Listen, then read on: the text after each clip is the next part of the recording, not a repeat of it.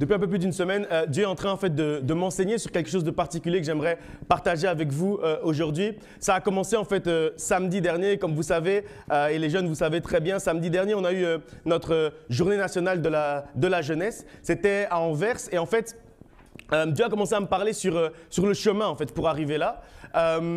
Tous les différents groupes qui venaient de nos différentes villes. Vous savez qu'on a 40 églises ici en Belgique et donc on a des églises dans toutes les villes et on se rassemblait tous là-bas vers Anvers. Et sur le chemin, il y avait plein de groupes de jeunes qui nous envoyaient des vidéos. Donc une vidéo dans le train en venant de Bruxelles, une vidéo dans le car en venant de Charleroi, une vidéo, je sais pas, dans la voiture en venant d'Asselt et ainsi de suite. Et on recevait toutes ces vidéos et en fait, quand je voyais l'état d'esprit dans lequel étaient les jeunes avant d'arriver, où ils étaient en train d'arriver, en fait, j'avais une certitude à l'intérieur de moi. J'étais certain qu'il allait se passer quelque chose durant cette réunion-là. Il allait se passer quelque chose durant cette journée-là parce que les jeunes arrivaient en fait avec la soif de Dieu, avec la faim de connaître Dieu. Et en effet, au bout de la journée, quand on en parlait avec les responsables, etc., on sentait qu'il y avait eu une présence particulière de Dieu durant ce moment-là. On a vraiment senti la gloire de Dieu qui était en train de descendre sur chacun d'entre nous. Et tous les jeunes qui ont participé à ce moment, je suis certain que leur vie ne sera plus jamais la même parce qu'on a vraiment vécu quelque chose de particulier, une présence de Dieu particulière. Et puis, quand je parlais après avec les différents orateurs, avec les différents responsables de nos églises, tout le monde en fait disait exactement la même chose. Sans qu'on se soit concerté, tout le monde disait la même chose. On disait que ça se voyait en fait que les jeunes étaient venus en s'attendant à Dieu, en attendant quelque chose de particulier de la part de Dieu. Ils avaient soif en fait de la présence de Dieu. Ils avaient faim de voir la gloire de Dieu descendre ce jour-là. Et en fait, quand on vient vers Dieu avec cette soif-là, quand on vient vers Dieu avec cette faim-là, en fait, Dieu va nous abreuver. Dieu va nous nourrir de sa présence parce qu'on a faim de lui, parce qu'on a soif de lui et parce que c'est un bon père et qu'il aime ses enfants. Et donc, quand on vient avec la soif, il nous abreuve. Quand on vient avec la faim, il nous nourrit. Et en fait, la semaine dernière encore, Dieu a continué en fait le dimanche, Dieu a continué encore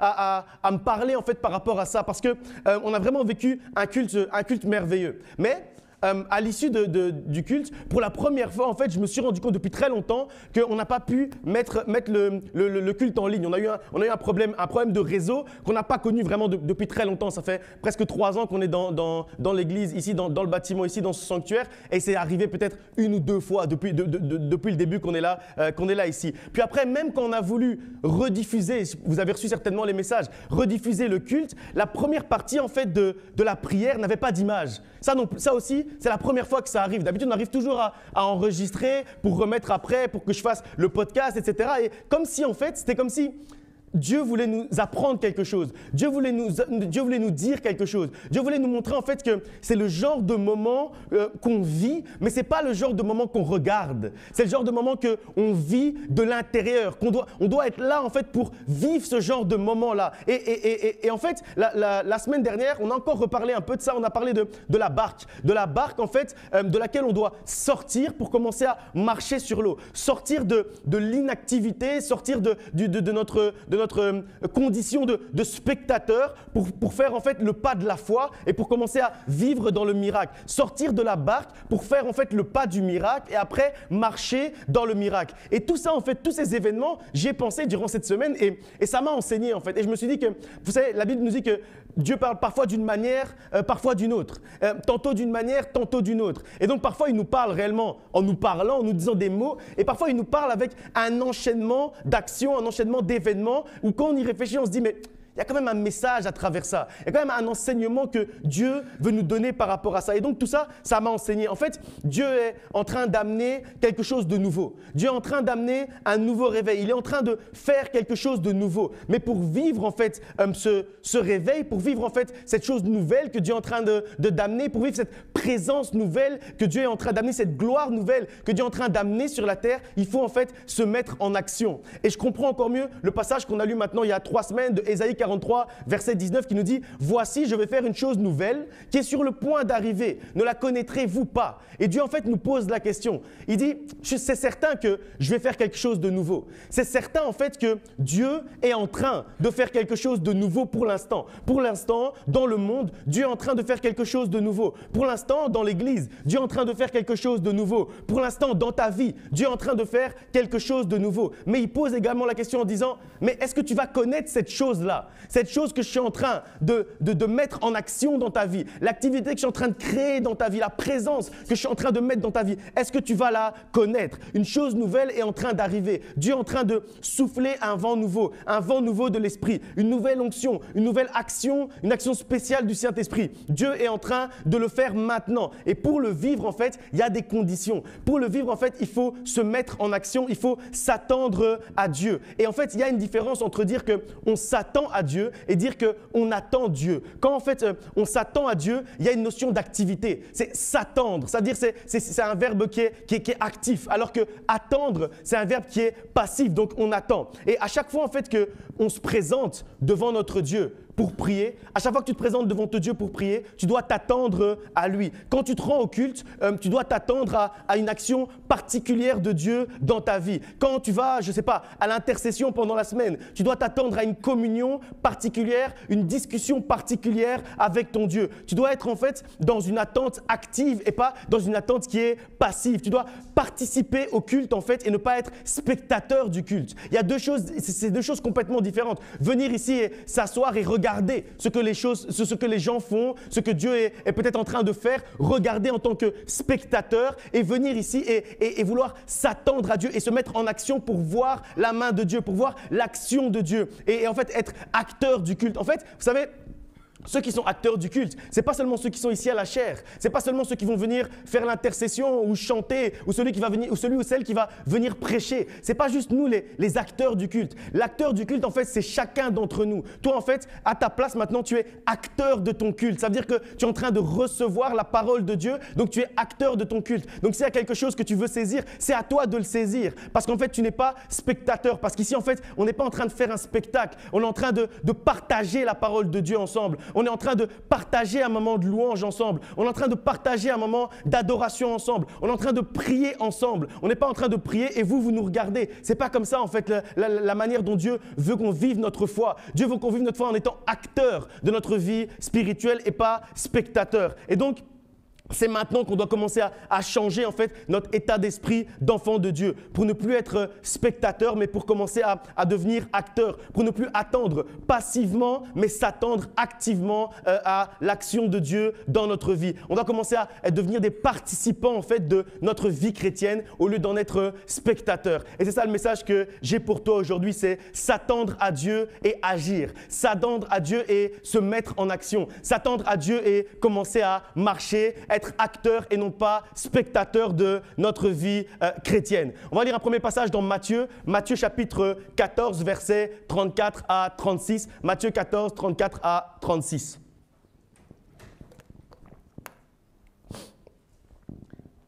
Après avoir traversé la mer, ils vinrent dans le pays de Génézareth. Les gens de ce lieu, ayant reconnu Jésus, envoyèrent des messagers dans tous les environs et on lui amena tous les malades. Ils le prièrent de leur permettre seulement de toucher le bord de son vêtement et tous ceux qui le touchèrent furent guéris. Au verset 35, on voit que ce sont les malades qui sont venus à Jésus. Quand le peuple de Génézareth a reconnu Jésus, c'est eux en fait qui se sont mis en marche et qui sont allés vers Jésus. Ils n'ont pas attendu patiemment que Jésus vienne les visiter. Ils ont reconnu Jésus et quand ils ont reconnu Jésus, ils sont allés vers Jésus. Ils sont partis chercher tous les malades et ils sont allés vers Jésus. Ils ne sont pas contentés juste d'arriver là. Ils ont pas, quand ils sont arrivés à l'endroit où il y avait Jésus, ils sont pas juste dit « Ok, on est là, maintenant Jésus va commencer à prier pour nous et on va être guéris. » Ils n'ont pas attendu que Jésus prie pour eux. Eux-mêmes, la Bible nous dit qu'ils les ont priés de pouvoir toucher le vêtement. Quand on lit ce passage, en fait, on ne sait même pas vraiment pourquoi Jésus était venu à Génézareth. Normalement, quand Jésus venait dans un endroit, c'est qu'il avait une raison particulière d'y venir. Ça veut dire que les apôtres avaient peut-être déjà prévu un programme, qu'il allait prêcher à tel endroit, après qu'il allait aller chez tel frère, après qu'il allait aller dans telle synagogue pour prêcher la parole. Donc certainement que Jésus et ses apôtres, ils avaient prévu autre chose. Ils n'avaient pas prévu tout ça. Mais eux, en fait, les malades qui étaient là, les gens qui connaissaient des malades autour d'eux, en fait, ils ont juste...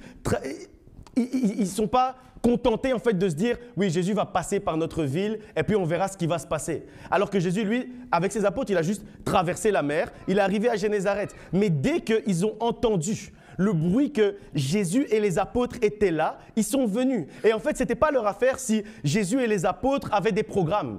Ce n'était pas leurs affaires si ils devaient aller prêcher quelque part, ou s'ils devaient visiter quelqu'un, ou s'ils étaient attendus quelque part. Ce n'était pas leur affaire du tout, ce n'était pas leur dos tout ça. Eux, en fait, leur problème, c'était « moi, je suis malade et je dois être guéri aujourd'hui ». Ils se sont dit « il y a Jésus ». Il y a Jésus qui est là et aujourd'hui, Jésus peut me guérir. Aujourd'hui, Jésus peut nous guérir. Nous, on est malades. On vient, on prie, on touche le pan de son vêtement et on va être guéri. Et en fait, c'est avec ce genre d'état d'esprit qu'on doit venir à l'église. C'est avec ce genre d'état d'esprit que tu dois venir à l'église en se disant que peu importe le programme des autres aujourd'hui, peu importe ce que les autres ont prévu après le culte, peu importe si les autres sont invités quelque part dans l'après-midi, peu importe si on doit libérer la salle à une telle heure, peu importe si le pasteur doit aller prêcher autre part à 16h ou à 17h, moi je viens et je saisis mon miracle. Moi je viens et je prie et je ne pars pas tant que je n'ai pas vu mon miracle. C'est avec ce genre d'état d'esprit que tu dois venir à l'église. Si tu ne viens pas avec ce genre d'état d'esprit à l'église, ça ne sert à rien, mieux reste à la maison. Tu vas bien te reposer, reste chez toi le dimanche. Si tu ne viens pas avec cet état d'esprit de se dire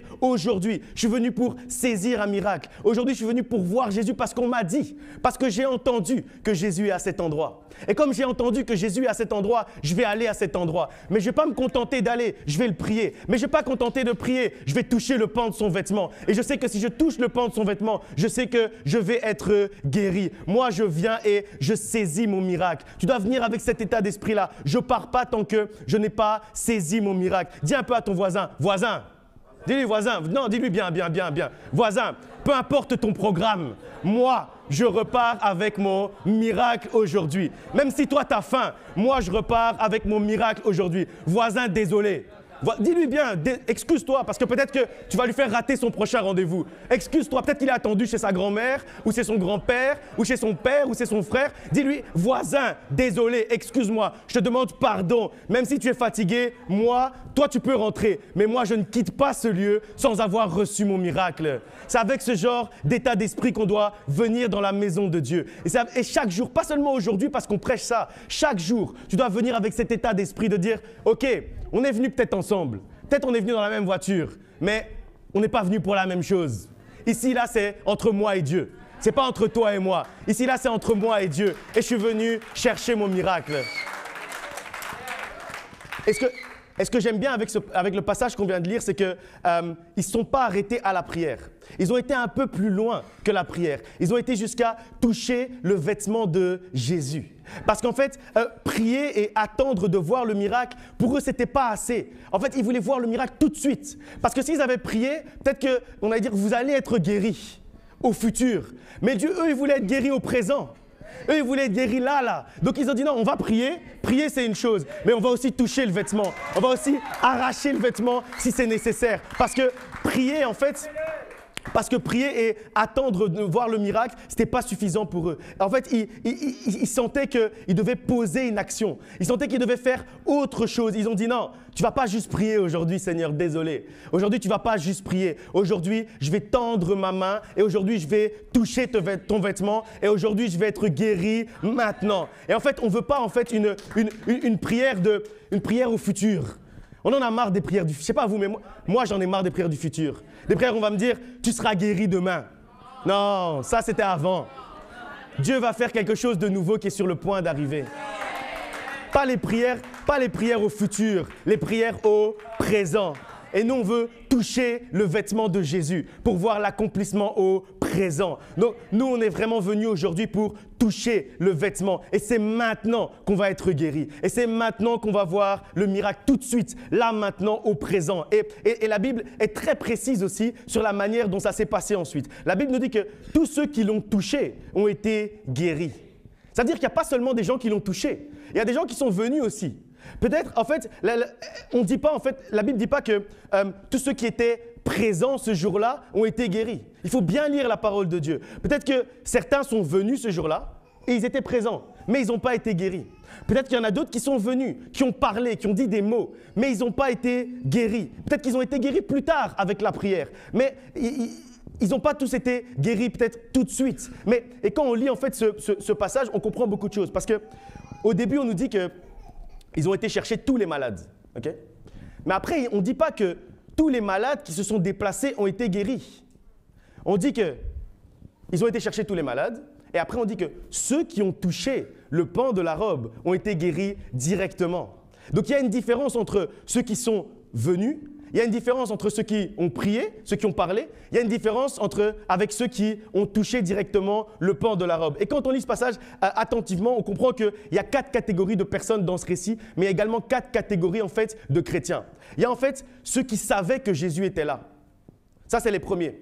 Ils savaient que Jésus était là parce qu'on a entendu dans tout Génézareth que Jésus était là. Et il y a aussi cette catégorie de chrétiens, de dire que oui, on sait que Jésus est à l'église aujourd'hui. On sait que Jésus est là aujourd'hui. Sa présence est là, sa présence est agissante. Ça, c'est une catégorie. Vous ne faites pas partie de cette catégorie puisque vous êtes au moins venus. Donc, vous n'êtes pas dans la première catégorie. Peut-être qu'il y a des gens qui nous écoutent en ligne qui sont dans la première catégorie. Il y avait ceux qui… Après, la deuxième catégorie, c'est ceux qui se sont déplacés. Donc là, vous êtes au moins à cette catégorie-là, vous qui êtes à l'église aujourd'hui. Vous êtes au moins dans la catégorie de ceux qui se sont déplacés jusqu'à Jésus. Après, il y a ceux qui savaient, qui se sont déplacés et qui ont prié. Et j'espère que vous êtes au moins dans la troisième catégorie, que depuis ce matin, quand on priait, au moins vous avez ouvert votre bouche pour prier, au moins vous avez loué Dieu, au moins vous avez adoré, vous n'êtes pas juste resté là en tant que spectateur, donc juste ceux qui se sont déplacés. Au moins vous avez fait peut-être la troisième étape, c'est-à-dire de prier. Et après, il y a la quatrième catégorie. La quatrième catégorie, c'est ceux qui savaient que Jésus était là. Ceux qui se sont déplacés parce que Jésus était là. Ceux qui ont prié parce qu'ils étaient dans la présence de Jésus. Mais ceux qui ont touché également le pan de la robe de Jésus. Et c'est eux qui ont eu leur miracle. Et c'est eux qui ont été guéris. Et c'est eux, en fait, qui ont pu saisir ce miracle instantané. Et est-ce qu'on dit que tous ceux qui savaient que Jésus était là étaient guéris? Donc, je vous pose la question. Est-ce qu'on dit que ceux qui savaient que Jésus était là étaient guéris? Non. Est-ce qu'on dit que ceux qui se sont déplacés et ont regardé les autres être guéris ont aussi été guéris? Non. Est-ce qu'on dit que tous ceux qui assistaient à ce moment et qui ont prié Jésus ont été guéris? Non. Mais est-ce qu'on dit que ceux qui savaient que Jésus était là, ceux qui se sont déplacés, ceux qui ont prié et qui ont touché le vêtement de Jésus, est-ce qu'on dit qu'ils ont été guéris? Dieu attend de nous qu'on pose un acte. Dieu attend de nous qu'on fasse un pas. Dieu attend de nous qu'on fasse plus en fait que parler, plus que demander, plus que prier. Dieu veut qu'on fasse un pas. Dieu veut qu'on soit acteur de notre vie spirituelle. On dit que ceux qui ont touché le vêtement ont été guéris instantanément. Les spectateurs n'ont pas été guéris. Désolé. Si tu as l'habitude d'être spectateur du culte, désolé, mais les spectateurs n'ont pas été guéris. Malheureusement.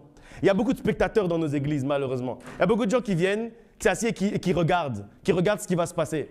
Peut-être s'il se passe quelque chose, ils vont un peu participer, mais tant qu'ils ne sentent rien, tant qu'il n'y a pas un feu spécial, tant qu'on n'augmente pas les chauffages pour que vous sentiez à l'intérieur de vous quelque chose, alors ils vont pas participer au culte. Mais ceux-là, malheureusement, je suis désolé, je m'excuse si vous faites partie de cette catégorie, mais ils n'ont pas été guéris. Ils ont perdu leur temps. Vraiment, mieux il fallait juste savoir que Jésus était là et tu restes à la maison. Parce que si ceux qui savent que Jésus est là, qui se déplacent et qui au final ne sont pas guéris, mais tu fais tout ce trajet, tu quittes chez toi, tu viens et tout, et finalement tu n'es pas guéri. Mais ça ne sert à rien. Ça, c'est le plus dommage. Moi, je préfère faire partie de la catégorie 1. Tu sais que Jésus est là, mais tu ne t'intéresses pas trop, tu laisses là où il est. Parce que si quand même, tu fais tout l'effort et tout ça, tu fais le même… Parce que ce n'est pas compliqué de toucher le vêtement. Il n'y a rien de difficile. Le plus difficile, c'est de se déplacer de chez soi jusqu'à cet endroit-là. Ça, c'est le plus difficile. Mais quand tu es déjà arrivé là, si tu ne saisis pas ton miracle, vraiment, c'est dommage pour toi. Il va mieux faire autre chose. Il y a plein de trucs à faire le dimanche matin, faire une promenade ou je ne sais pas, faire autre chose. Mais Parce que sinon, ça ne sert à rien en fait. Ça ne sert à rien de venir juste à l'église et d'être spectateur. Mieux, on reste à la maison. Mais si tu viens à l'église, profite à 100% de ce moment. Profite à fond de la présence de Dieu. Profite à fond de la gloire de Dieu qui descend. Profite à fond du miracle que Dieu a prévu pour toi aujourd'hui. Parce que les spectateurs n'ont pas obtenu le miracle. Seuls les acteurs ont obtenu le miracle. Et de la même manière dont ils ont été informés. Moi aussi, je t'informe. Jésus est là aujourd'hui. Ils ont été juste informés et ils sont venus. Moi aussi, je t'informe de la même manière. Jésus est prêt à te guérir. Jésus est prêt à te donner un miracle. Jésus est prêt à te délivrer. Jésus est prêt à te libérer. Jésus est prêt à te bénir. Jésus est prêt à faire pleuvoir sur toi une nouvelle pluie de bénédiction, la pluie de la saison, la pluie de l'arrière-saison. Alors, aujourd'hui, je te pose juste une question. De quelle catégorie tu veux faire partie? Ceux qui savent que Jésus est là? Ceux qui savent et qui se déplacent, ceux qui viennent voir un peu Jésus, ceux qui parlent un peu à Jésus, ou ceux qui viennent, qui prient, qui touchent le vêtement de Jésus et qui sont guéris. Et là, c'est ton choix. Là, moi, je ne peux pas faire le choix pour toi. Je peux juste t'expliquer, mais je ne peux pas faire le choix pour toi. Le choix, c'est toi qui dois le faire. Dieu veut te guérir maintenant. Dieu veut faire un miracle dans ta vie maintenant. Mais pour ça, tu ne peux pas te contenter de simplement savoir que Dieu est là. Tu ne peux pas te contenter de simplement être venu à l'église. Tu ne peux pas te contenter simplement de prier. Tu dois toucher le vêtement de Jésus. Arracher même son vêtement si c'est nécessaire. Et est-ce que tu vas être de ceux qui touchent le vêtement de Jésus et qui repartent avec leur miracle? Est-ce que tu vas être de ceux-là? Est-ce que tu vas être de la catégorie 4? Moi, maintenant, si on me demande quel type de chrétien je suis, je ne vais plus dire pentecôtiste, charisme, je vais dire catégorie 4. Moi, je suis catégorie 4. Ça veut dire la catégorie de ceux qui viennent, qui touchent, qui arrachent le vêtement. Et j'espère qu'il y a beaucoup de catégorie 4 aujourd'hui. Sois de la catégorie 4. Ne pars pas sans rien. Tu n'as pas fait tout ce chemin pour repartir sans rien. Parce que Dieu veut te donner un miracle instantané. Pas un miracle en différé. Pas un miracle que tu vas vivre dans une semaine ou dans 2 semaines. Un miracle instantané. Pas un miracle qui va s'accomplir, on va dire oui, ça va arriver. Non, un miracle aujourd'hui. C'est ça que tu veux vivre, j'en suis certain. Moi aussi, c'est ça que je veux vivre en venant aujourd'hui à l'église. Le miracle d'aujourd'hui, il va s'accomplir aujourd'hui. Ne te contente pas du différé quand Dieu veut te donner l'instantané.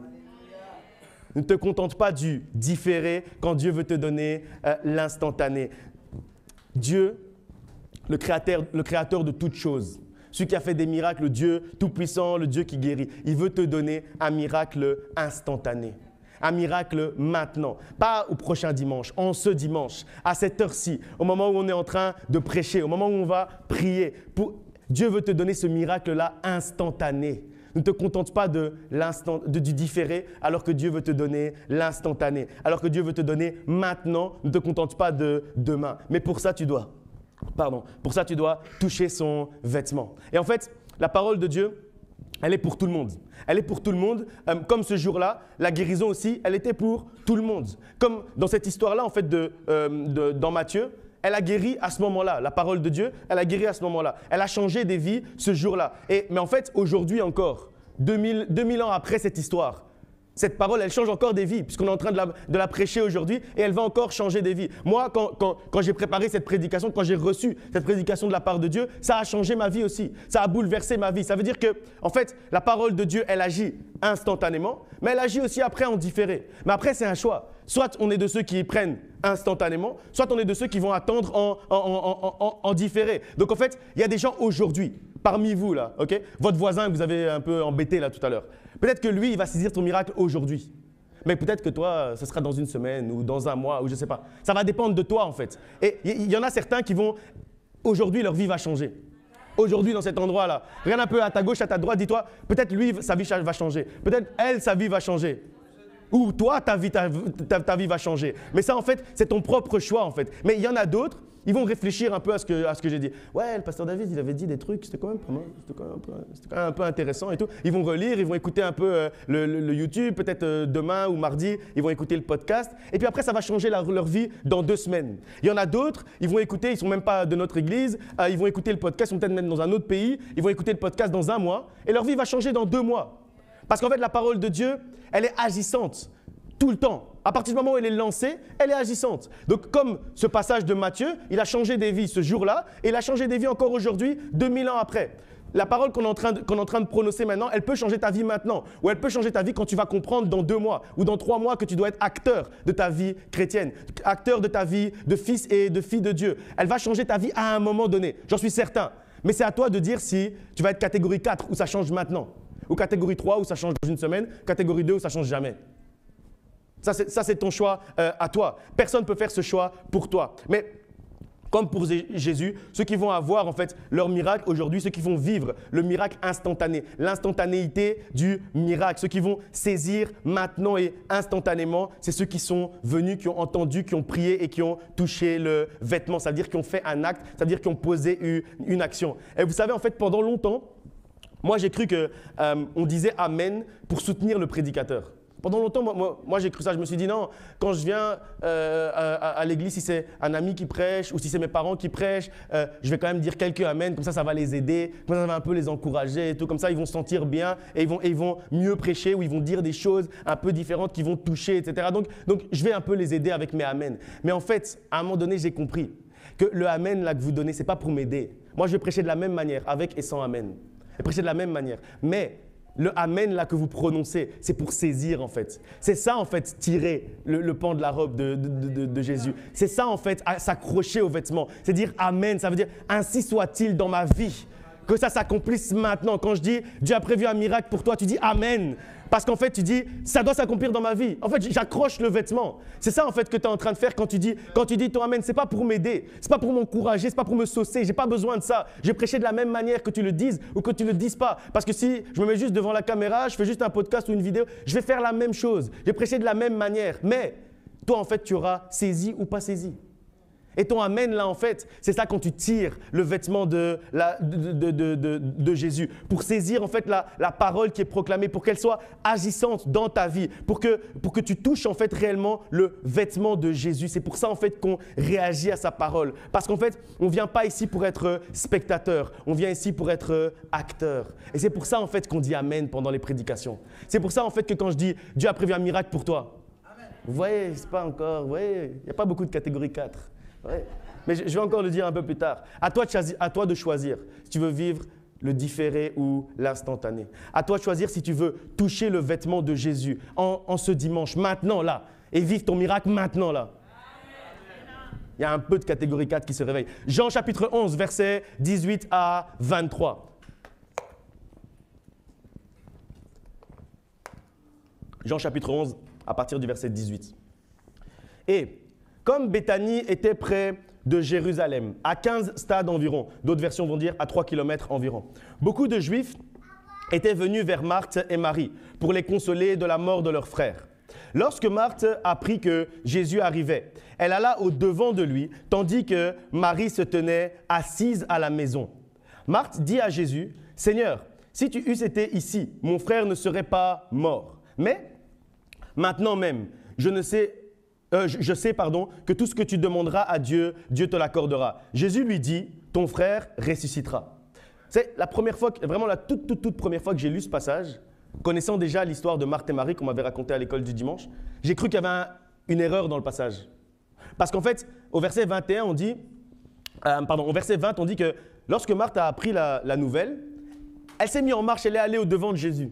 Et c'est Marie qui est restée à la maison. Mais je ne sais pas si vous vous rappelez à la base de l'histoire de Marthe et Marie dans Luc 10. Dans Luc 10, en fait, vous lirez chez vous, on dit que Marie avait choisi la bonne part. Et Jésus avait repris Marthe en lui disant qu'elle aurait dû, elle aussi, venir au pied de Jésus. Et ici, en fait, qu'est-ce qui va se passer? Marthe et Marie sont en train de pleurer leur frère. Leur frère est mort et ils sont en train de pleurer leur frère. Et cette fois-là, c'est Marie qui va rester à pleurer et c'est Marthe qui va aller à la rencontre de Jésus. C'est comme si, en fait, Marthe s'est dit « Mon frère est mort et je ne vais pas faire l'erreur la deuxième fois. Cette fois-ci, je vais choisir la bonne part. Cette fois-ci, je vais aller vers Jésus. » Marthe avait compris, en fait, qu'il y avait plus pour elle. Et aujourd'hui, en fait, j'aimerais que tu comprennes qu'il y a plus pour toi. Il y a plus pour toi si tu te mets en marche. Il y a plus pour toi dans ta relation avec Dieu. Il y a plus pour toi que la vie que tu es en train de vivre aujourd'hui. Il y a plus pour toi, en fait. Dieu a prévu bien plus pour toi. Marthe, en fait, elle avait compris ça. Et en fait, Jésus était à 15 stades. Je disais que ça fait plus ou moins 3 kilomètres. Mais quand elle a appris que Jésus était en train d'arriver, elle s'est levée de sa chaise et elle s'est mise en marche. Elle a marché en fait vers Jésus. Mais en marchant vers Jésus, elle a marché en fait vers son miracle. Parce que quand elle arrive, elle dit que s'il était là, ok, peut-être Lazare ne serait pas mort, mais elle sait que s'il dit un mot, ça va s'accomplir. Et donc, elle a commencé à se mettre en marche vers son miracle. Elle a marché vers la résurrection de Lazare. Elle est allée vers Jésus, elle lui a dit, je sais que tout ce que tu demanderas sera accordé. Et au début, en fait, quand on lit la première partie de sa phrase, on sent en fait qu'il y a une pointe de déception, en fait. Comme si elle est déçue que Jésus n'ait pas été là avant. Une pointe de tristesse par rapport à la situation et par rapport à la mort de son frère. Mais elle a laissé cette tristesse derrière elle. Elle a laissé tout ça derrière elle et elle est allée vers Jésus. Parce qu'elle savait en fait que ce n'était pas en restant devant le corps de Lazare que Lazare allait ressusciter. C'était en fait en quittant le corps de Lazare que Lazare allait ressusciter. Elle a compris en fait qu'il y avait plus pour elle que les gens. Ce passage, il commence en disant qu'il y avait beaucoup de gens qui étaient venus pour les consoler. C'était des gens qui étaient très appréciés. C'est une famille qui était très appréciée. Et donc, il y avait beaucoup de gens qui étaient venus pour essayer de les consoler, etc. Mais elle s'est dit, non, il y a plus pour moi que la consolation des hommes. Il y a le miracle.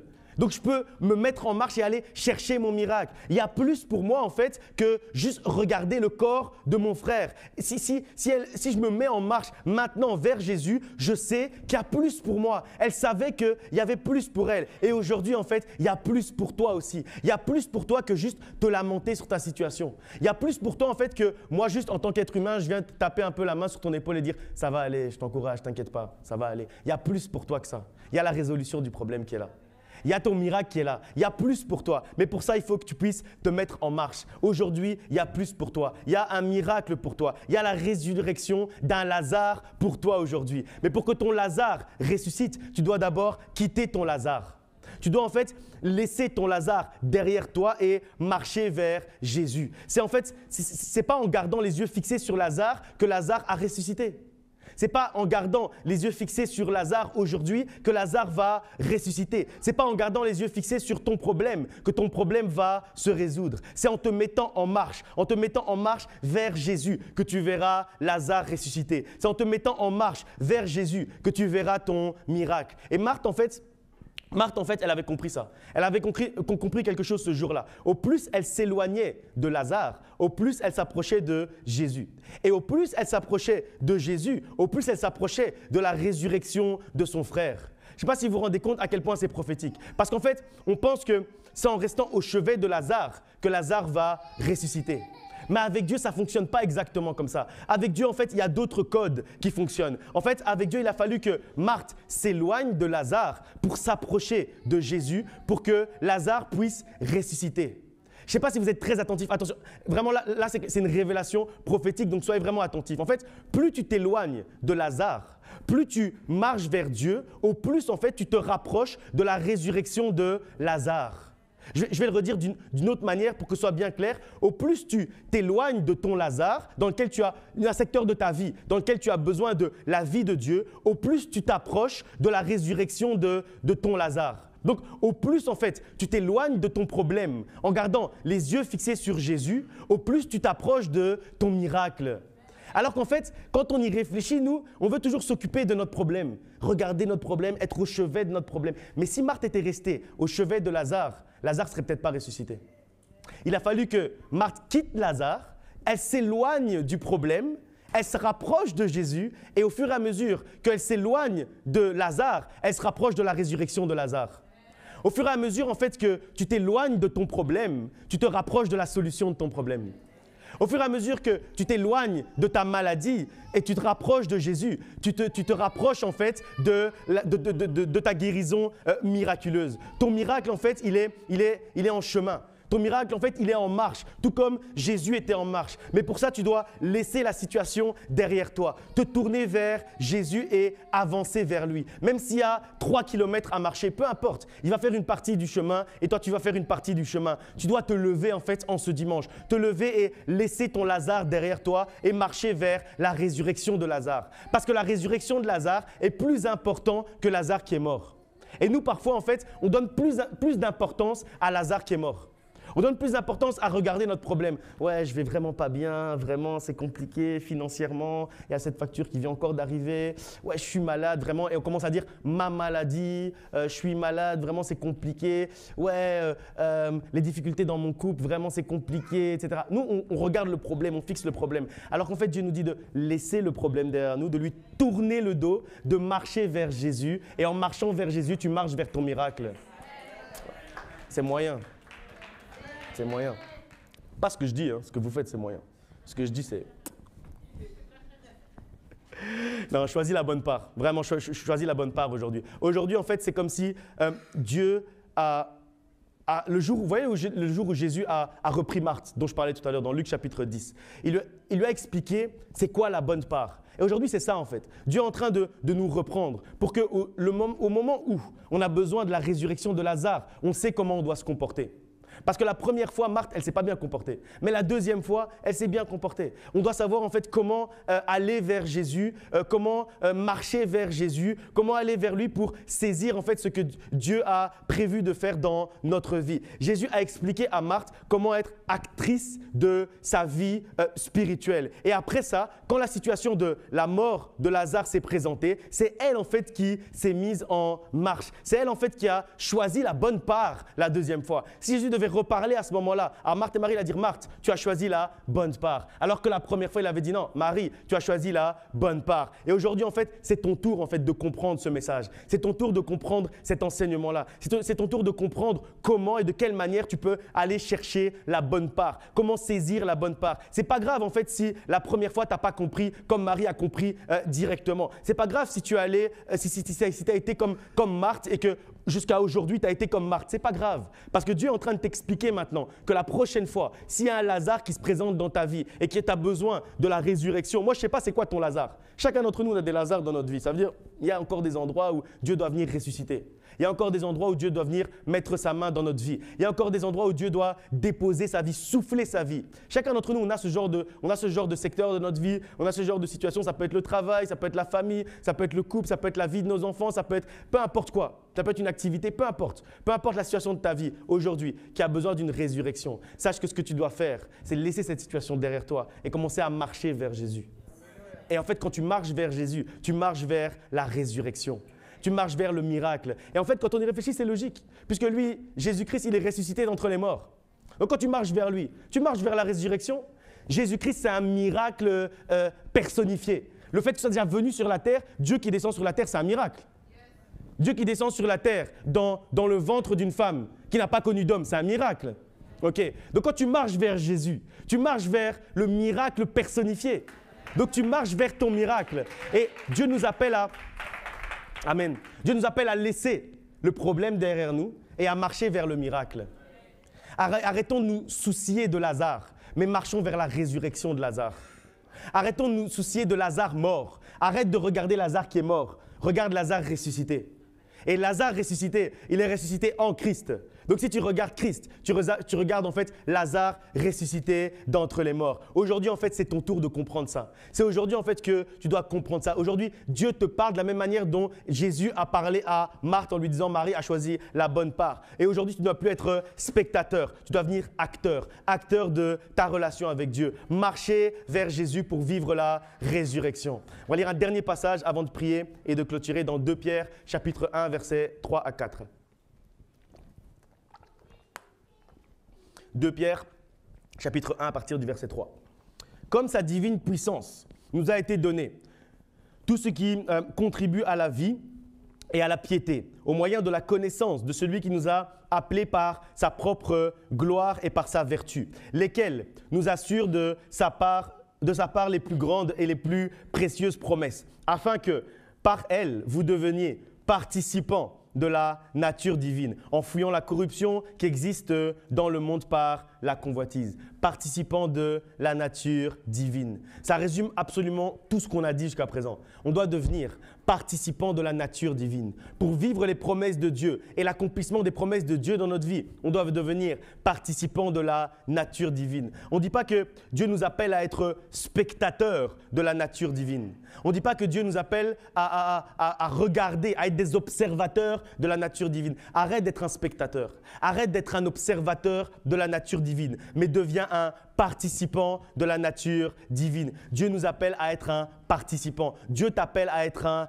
acteur et non pas un observateur de sa nature. Et être participant de sa nature divine, c'est entrer dans sa nature divine. C'est vivre en fait avec cette nature divine-là. Et c'est de cette manière en fait dont on va vivre le miracle, quand on devient participant de la nature divine. Parce que dans la nature divine de Dieu, il y a le miracle. Dans la nature divine de Dieu, il y a ta guérison. Dans la nature divine de Dieu, il y a ta liberté. Dans la nature divine de Dieu, il y a ton mariage. Dans la nature divine de Dieu, il y a la naissance de tes enfants. Dans la nature divine de Dieu, il y a ton travail, il y a ton métier. Il y a tout ce que tu cherches. Il y a l'amour de Dieu, il y a la paix de Dieu, il y a l'unité. Il y a tout dans la nature divine de Dieu. Mais tu dois devenir participant de la nature divine de Dieu. Participant de cette nature-là en fait. Et il est temps en fait de changer la manière avec laquelle on se présente devant Dieu.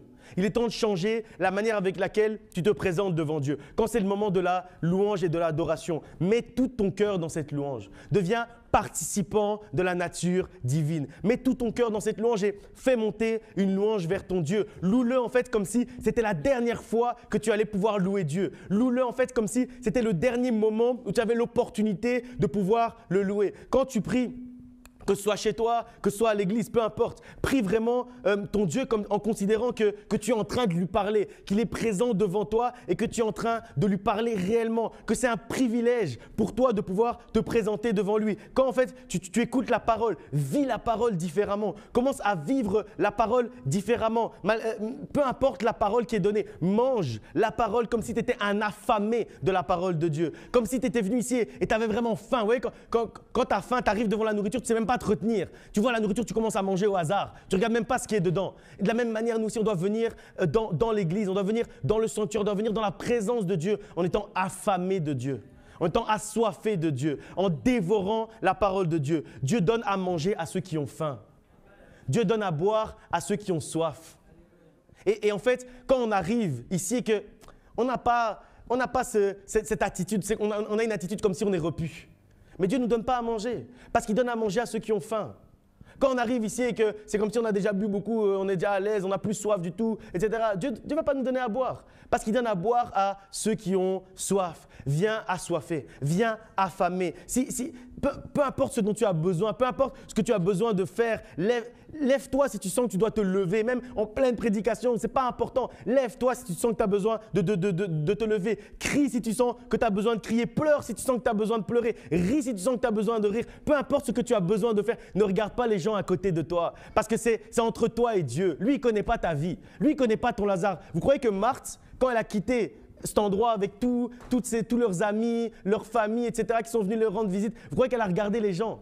Elle a seulement vu Jésus, elle est sortie, peut-être qu'on l'a rattrapée. Non, mais Marthe, tu devais nous faire à manger et tout. Elle a couru, elle est sortie, peu importe. Peu importe. Parfois, en fait, peu importe ceux qui sont autour de toi. Tu ne dois pas regarder les gens qui sont autour de toi. Toi, tu es venu pour recevoir quelque chose.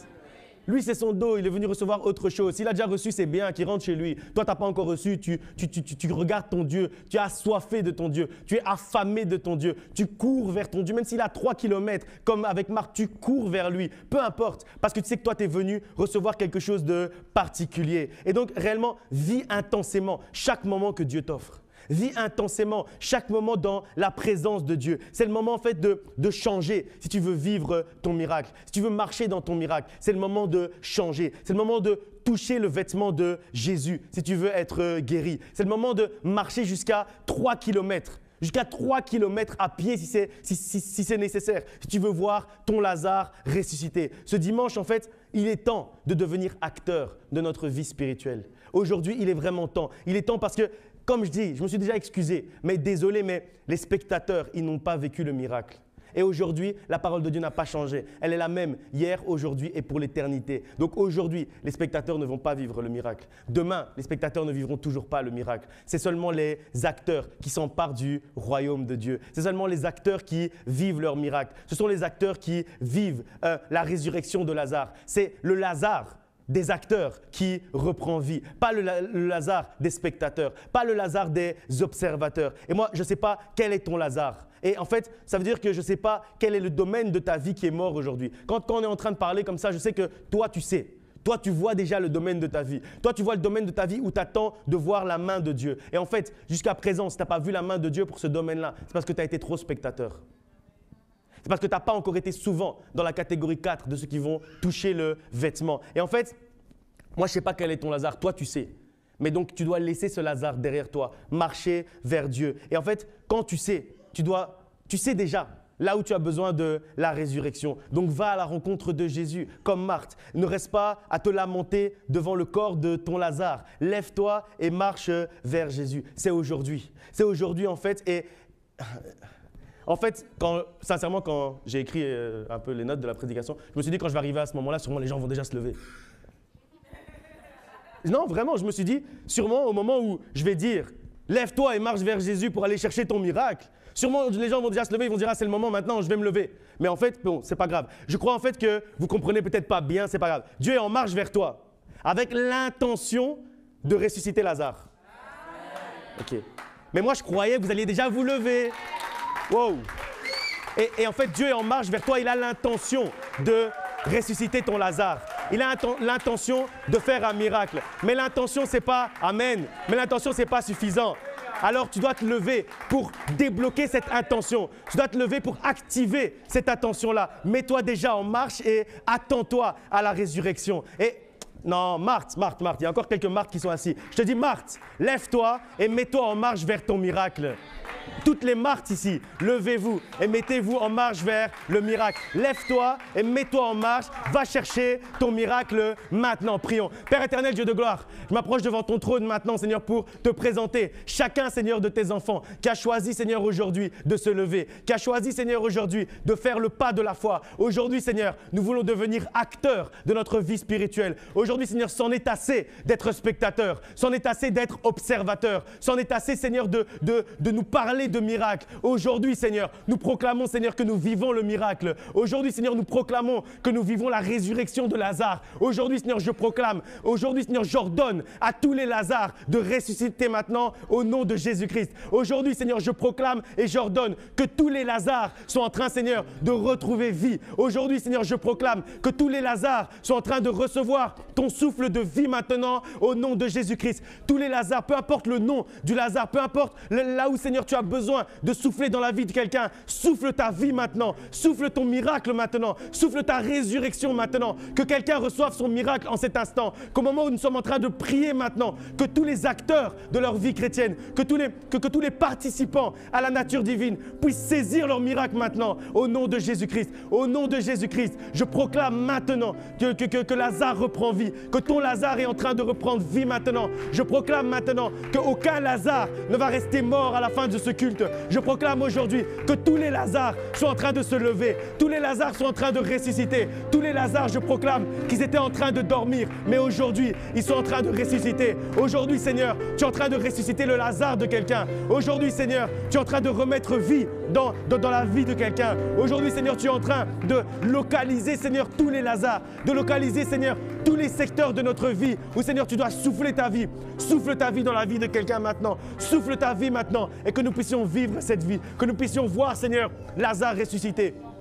Je proclame, Seigneur, que chacun d'entre nous maintenant, nous marchons, Seigneur, vers toi. Nous laissons notre Lazare derrière nous. Nous laissons notre Lazare et nous marchons, Seigneur, vers toi. Nous faisons dès aujourd'hui le pas de la foi et nous voulons réellement, Seigneur, marcher avec toi. Nous voulons marcher, Seigneur, et voir, Seigneur, ta main. Aujourd'hui, Seigneur, nous voulons voir un miracle. Aujourd'hui, Seigneur, nous voulons toucher le pan de ta robe. Aujourd'hui, Seigneur, nous voulons toucher ton vêtement. Parce que, Seigneur, savoir que tu es là n'est pas assez. Parce que, Seigneur, se déplacer jusqu'ici, c'est pas assez. Parce que, Seigneur, prier c'est pas assez. Alors aujourd'hui, Seigneur, nous saisissons ton vêtement. Aujourd'hui, Seigneur, nous saisissons ton vêtement parce que nous voulons voir le miracle aujourd'hui. Aujourd'hui, Seigneur, nous saisissons ton vêtement et nous ne te laissons pas partir. Nous ne te laisserons pas partir, Seigneur, avant d'avoir vu le miracle, avant d'avoir été béni, avant d'avoir été libéré, avant d'avoir été délivré. Aujourd'hui, Seigneur, nous ne te laissons pas partir. Aujourd'hui, Seigneur, nous accrochons ton vêtement. Aujourd'hui, Seigneur, nous accrochons à toi. Nous accrochons à toi, Seigneur, et nous tenons sur ton vêtement. Aujourd'hui, Seigneur, nous tenons ton vêtement. Saisis le vêtement de ton Père aujourd'hui. Saisis le vêtement de Dieu aujourd'hui. Que quelqu'un aujourd'hui puisse lever sa main et saisir le vêtement de Dieu. Au nom de Jésus-Christ.